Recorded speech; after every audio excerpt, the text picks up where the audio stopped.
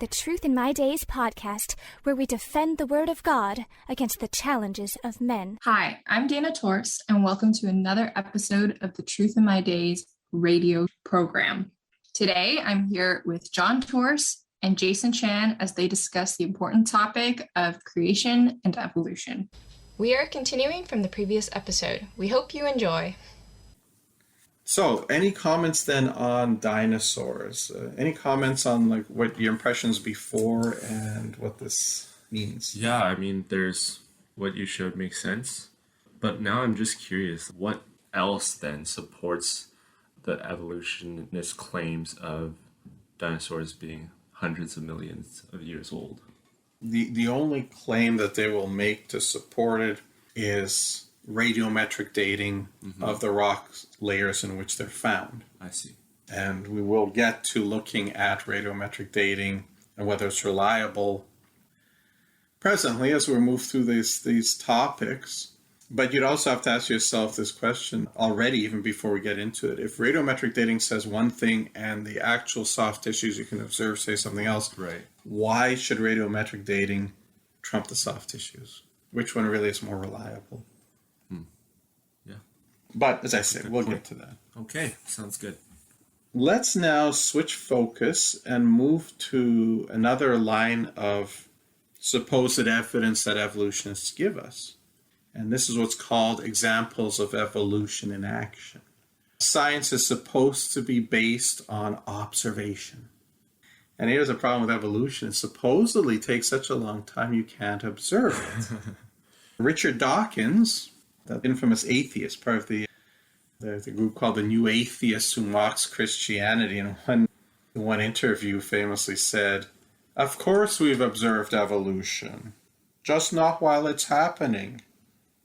At least he's honest about that. We've still not observed it happening, but we're told that we have examples of evolution in action. Or are they really, though? That's the question. Mm-hmm. When you went to school, do you remember being presented with any examples of supposed evolution? I think a common one is maybe looking at how bacteria becomes more resistant to different types of medicine. Mm-hmm. Yeah, that's the main one I can pull off the top of my head right now. Yeah, that's definitely one. So is the peppered moth. I don't remember if you heard that one in school. We did, certainly. There's a time that kind of fell out of favor. So maybe when you were in school, it was out of favor at the time. As we'll see, new scientists is arguing to bring it back.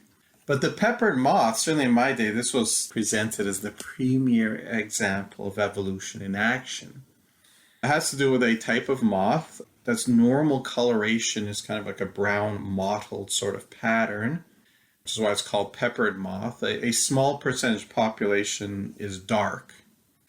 And they said that the reason only a small percentage are dark is because when these moths rest on the trees, the normal mottled brown form blends in nicely with the bark of the tree, and it makes it harder for the predators to spot it, whereas the dark ones stand out like a sore thumb, and so those are the ones that get eaten. Right, and so therefore don't pass on their genetic material. Yeah, exactly. So that's why it's always few survive of the dark kind, and many survive of the normal brown kind. And then along came the Industrial Revolution in Britain. You had all these factories, dirty factories, spewing out vast amounts of soot from their chimneys, and the soot would go around and coat the trees. And what happened when it coated the trees? The trees turned black. Okay. So now suddenly, the ones that were dark blended in much better. The ones that were the normal brown color stood out like sore thumbs now. So they were the ones that got eaten by the predators. And the population shifted until the large majority of the peppered moth population was the dark ones, and a small minority were the brown ones. And then eventually technology got better, anti-pollution laws were passed, the factories had to clean up their act. They stopped spewing out all this soot, and eventually the trees returned to normal. And when that happened, the population shifted again. Okay. Because once again, the brown ones now blended in better with the clean tree bark. Dark one stood out again, so we had another shift. And this was then presented as the premier example of evolution in action, the survival of the fittest. Now, here's an article from New Scientist in the 2008 called The Moths of War. Subheaded, once the supreme example of evolution in action, the peppered moth has been hijacked by creationists. It's time to take it back. They like the word hijack. They do, yeah. When the scientist puts forth his evidence, his findings, well, that's what he's supposed to do. When evolutionists look at it and say, hey, this is a problem for evolution, then we're hijacking it. Hijack seems to mean point out what its actual implications are if it's unfavorable to evolution or deep time. So this is what he's saying. And this comes from an editorial in the issue about the article. It says the key here is inaction. The rise and fall of industrial melanism, and that's the black phase, the dark moths. The rise and fall of industrials because it's caused by the soot from the industry. Gotcha. The rise and fall of industrial melanism in the peppered moth is observable. Well, it's technically not because this is done, but at least we have historical observations. Hence the prime example of Darwinian evolution in action. If we could observe the spontaneous generation of new information, and the theory includes mechanisms to generate this, such as gene duplication, and its selection, that would be a better example of evolution in action, but it's a rare event and you'd have to be incredibly lucky to observe it happening. Okay. Here's the thing. What do you observe? Well, you observe the survival of the fittest. Yes. You remember that the driving force for evolution is natural selection acting on random genetic mutation. They say that here we see the natural selection. Unfortunately, we don't see the random genetic mutation that creates new genetic information. Okay. He says the theory includes mechanisms to generate this, but that's false. It's just gene duplication. As we've said, gene duplication is just giving you two copies of the same information. It's not giving you new information. Mm-hmm.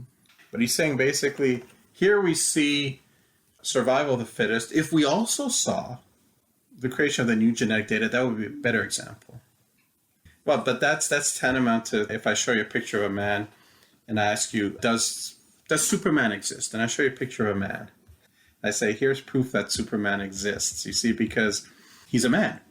In this picture, this is a man. Mm-hmm. Now, if I could show you him with superpowers, that would be a better example, better proof for Superman. For sure. But that's hard to observe. Does the existence of a man prove that Superman exists? No. Absolutely not. Survival of the fittest does happen, as we've pointed out, but that doesn't prove evolution because without the new genetic data, you do not get evolution. So what does new scientists do? Well, they do what I've mentioned before they will do. They will redefine evolution into something that does happen, but is actually not evolution. So evolution is defined as changes in the frequency with which a particular gene or allele of a gene occurs in a population. Is that evolution? No, because you're not getting anything new. You're just changing the frequency. Yeah. But they want to insist. They say, to be clear, this is evolution. It's a change in a gene allele frequency in a population, so it's evolution. That's not evolution, folks. It isn't. Here I have a chart showing the top 10 sources of immigration into Canada. This as of 1996. And this pattern has been going on for a long time. The chief sources of immigration into Canada every year: Hong Kong, India, China, Taiwan, Philippines, Pakistan, Sri Lanka, in that order. So that would mean that from year to year, the percentage of people in the country from these sources is going up. Let me ask you, what do you think is happening to the frequency of the blonde hair gene or allele in Canada is? I have no idea. Well, but you know that people from Hong Kong, India, China, Taiwan, so it's decreasing. Don't have blonde hair. Yeah. So the more you bring in people who don't have blonde hair, right, the lower the frequency of the blonde hair gene will be. Sure. And new science is trying to sell you on the idea that that's evolution. Just like with the peppered moths and the brown moths, yeah, you get more peppered moths, fewer dark moths, more dark moths, fewer pepper moths, just like you have more people with dark hair, fewer people with dark hair, more people with blonde. It's not evolution. Right. So when they tell you that that's evolution, they are blowing smoke, folks. You know perfectly well that that's not evolution. Yeah. So let me get this straight here. So these dark moths and these lighter moths existed at the same time. Yes. Okay. Then that makes no sense to why they're saying this is evolution then.